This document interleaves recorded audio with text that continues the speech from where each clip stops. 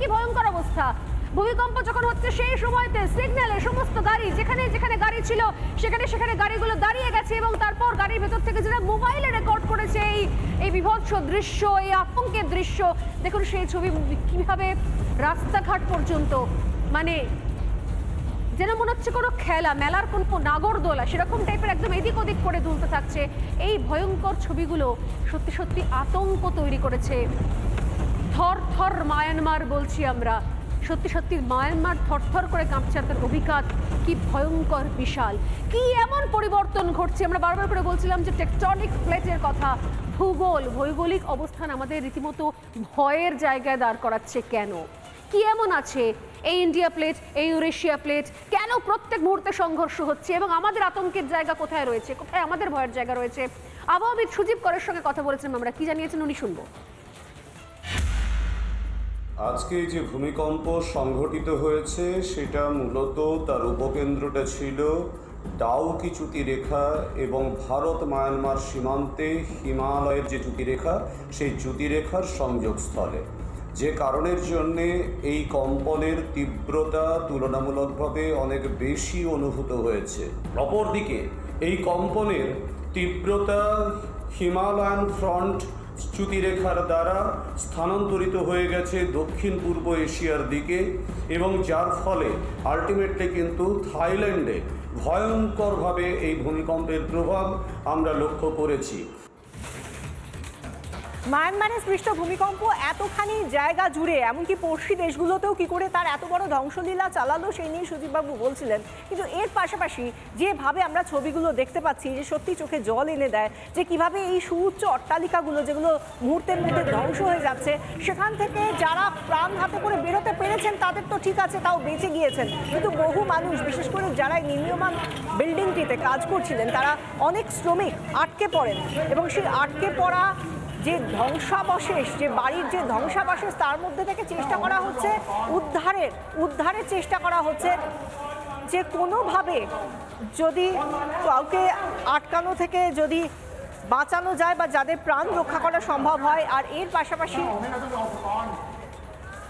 এর মধ্যেই আমরা যে আরেকটা ছবি দেখব, শ্রমিক আটকে পড়েছে, সেই ছবিটা আমরা দেখাচ্ছি। ভয়ঙ্কর এই ছবি, সত্যি ভাবা যায় না যে এই ছবিটাও আমাদের দেখতে হচ্ছে, যে একজন মানুষ তার গলা পর্যন্ত আটকে রয়েছে, কিভাবে তাকে উদ্ধার করা হবে সেটাই একটা বড় চ্যালেঞ্জ। দমকল কর্মী বা যারা উদ্ধার কাজে এসেছেন তাদের জন্য একটা বিশাল বড় চ্যালেঞ্জ, যে কী করে আটকানো সম্ভব, কী করে তাকে উদ্ধার করা যায়। এই যে আমরা দেখতে পাচ্ছি তার গলা পর্যন্ত আটকে রয়েছে, কি করে তাকে উদ্ধার করা যাবে। তিনি কাঁদছেন যে তিনি প্রাণ বাঁচাতে চান, কিন্তু আদতে প্রাণ বাঁচানো সম্ভব কিনা। শুধু আমরা এই যে বাড়ির ছবি দেখাচ্ছিলাম তাই নয়, এবার দেখুন এয়ারপোর্টের ছবি, বিমানবন্দরে কিভাবে হুড়োহুড়ি পড়ে গিয়েছে। চতুর্দিকে যিনি ছবি তুলেছেন তার হাতও কাঁপছে, আশপাশে সবাই একটা ফাঁকা জায়গায় টার্মাকে গিয়ে দাঁড়িয়ে রয়েছেন, কারণ গ্রাউন্ড স্টাফদের দেখুন তারাও গিয়ে দাঁড়িয়ে রয়েছেন। এই মুহূর্তে কোনো ফ্লাইট তো চলবে না, সেগুলোর তো কোনো প্রশ্নই ওঠে না, কিন্তু যারা রয়েছেন তাদেরকে যাতে সেফলি সরিয়ে আনা যায়, এমনকি যারা একেবারে বিমানবন্দরের মধ্যে রয়েছেন তারাও চেষ্টা করছেন যতটা তাড়াতাড়ি সম্ভব পালিয়ে যাওয়া যায় সেই জায়গা থেকে।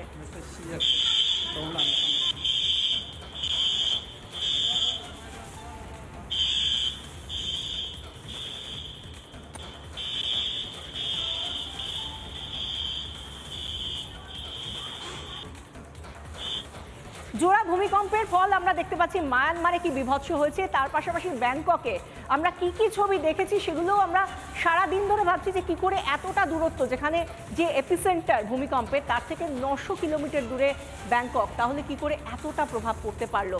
তো এরকম একটা জায়গা থেকে একজন বঙ্গ সন্তান যিনি কর্মরত থাইল্যান্ডে, তিনি কি বলছেন, অয়ন চ্যাটার্জি, তিনি আজকে কি দেখেছেন, নিজের চোখে কি দেখলেন, কি ঘটনার মধ্যে দিয়ে, কি অভিজ্ঞতার মধ্যে দিয়ে তাদেরকে যেতে হয়েছে, তিনি সেই বর্ণনা তুলে ধরেছেন আমাদের সামনে। তিনি কি বলছেন শুনুন। ভারতেও কোনো বাঙালি কোনো অসুবিধা হয়নি, এখন অব্দি কোনো খবর তো আসেনি। এই রাস্তা সাধারণত প্রচুর ভিড় থাকে, তো এখন দেখতে পাচ্ছেন রাস্তা পুরো ফাঁকা, লোকেরা বাইরে দাঁড়িয়ে আছে কতক্ষণে বাড়ি পৌঁছবে, আপনজনদের কাছে পৌঁছবে বলে, মানুষের ভয়তে আছে। প্রথমবার থাইল্যান্ডে এরকম একটা বড় আকারের ভূমিকম্প লোকে ফিল করেছে, কেউ ভাবতে পারেনি যে ভূমিকম্প হচ্ছে, একে অপরের গায়ে পড়ে যাবার মতো অবস্থা। তখনই বুঝলাম সবচেয়ে বড় কিছু একটা ঘটছে। একটা বিল্ডিং যেটা আন্ডার কনস্ট্রাকশন ছিল সেটা ভেঙেছে, কজন মারা গেছে বলে 30 জন স্ট্যাম্পেড হয়েছে। কিন্তু 300 জন লোক কাজ করছে বলে শুনেছি। মায়ানমার এবং থাইল্যান্ড দুটো আলাদা দেশ এবং মান্দালয় থেকে ব্যাংককের দূরত্ব প্রায় 1306 কিলোমিটার। এই 1306 কিলোমিটার রাস্তা পর্যন্ত খুব সামান্য মনে হয়েছে, কারণ একই চ্যুতিরেখার কারণে হুড়মুড়িয়ে এই ভূমিকম্পের প্রভাব গিয়ে পড়েছে ব্যাংককে। কিন্তু এর পাশাপাশি ব্যাংককের ছবি দেখলাম, মান্দালয়ের ছবি দেখলাম, মায়ানমারের ছবি দেখলাম, আরও একটা ছবি দেখাই যে ছবি দেখে মুহূর্তের মধ্যে আপনার পায়ের তলা থেকে মাটিটা সরে যাবে। দেখুন তো, চিনতে পারার চেষ্টা করুন তো যে আসলে এই ছবিগুলো কোন ভূমিকম্পের জন্য তৈরি হয়েছে। দেখুন আর দেখে চেনার চেষ্টা করুন যে এই যে বাড়িগুলো হেলে রয়েছে বিভিন্ন জায়গাতে, একটা বাড়ির ঘাড়ে আরেকটা বাড়ি উঠে গেছে। এই বাড়িগুলো আসলে কোন ভূমিকম্পের জন্য হয়েছে? কোন জায়গায়? কোনো ভূমিকম্প নয়, আসলে এই বাড়িগুলো আমাদেরই রাজ্যের বাড়ি, আমাদের শহরের আশপাশের বাড়ি। এবং ভূমিকম্প নিঃসন্দেহে হয়েছে হয়তো দুর্নীতির ভূমিকম্পের ফসল দেখতে পাচ্ছি আমরা। কিন্তু আসলে এগুলোকে শুধুমাত্র কাটমানি, দুর্নীতি, চুরি, জোচ্চুরি বলে আর একটা নির্দিষ্ট ব্র্যাকেটের মধ্যে রাখা যাবে না, কারণ এটা অনেক বড় আশঙ্কার সংকেত দিচ্ছে।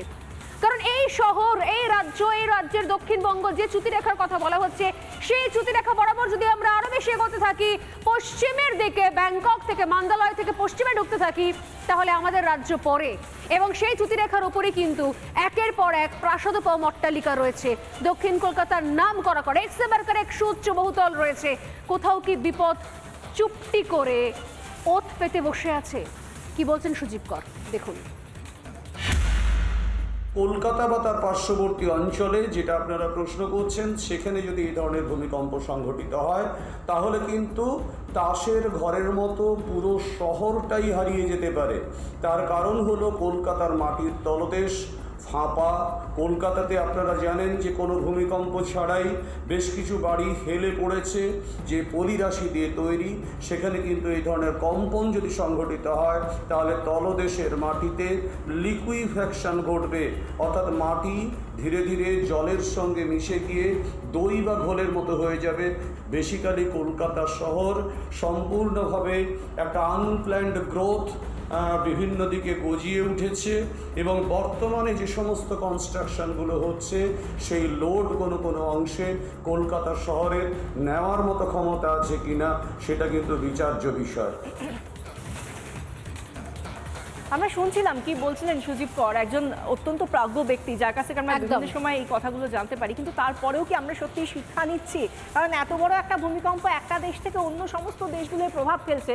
ভারত কিন্তু সিসমিক জোনের মধ্যে রয়েছে, বিশেষ করে কলকাতা, পশ্চিমবঙ্গ। তারপরেও কি আমরা আদতে শিক্ষা নেব? একদমই তাই। এইখান থেকে কবে আমরা শিখবো? এই মুহূর্তে ছবি দেখতে পাচ্ছেন আমাদের সঙ্গে, সেটা হচ্ছে আবারও স্বাভাবিক ছন্দে ফেরার চেষ্টা করছে ব্যাংকক।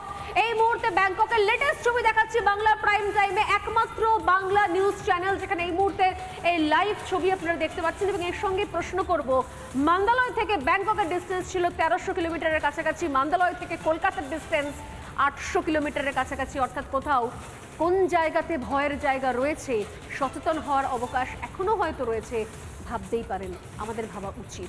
নানা ধরনের কন্টেন্ট দেখার জন্য লাইক করুন, শেয়ার করুন আমাদের ফেসবুক পেজ, সাবস্ক্রাইব করুন আমাদের ইউটিউব চ্যানেল। পাশাপাশি অন্যান্য ব্রেকিং নিউজের জন্য অবশ্যই চোখ রাখুন রিপাবলিক বাংলায়।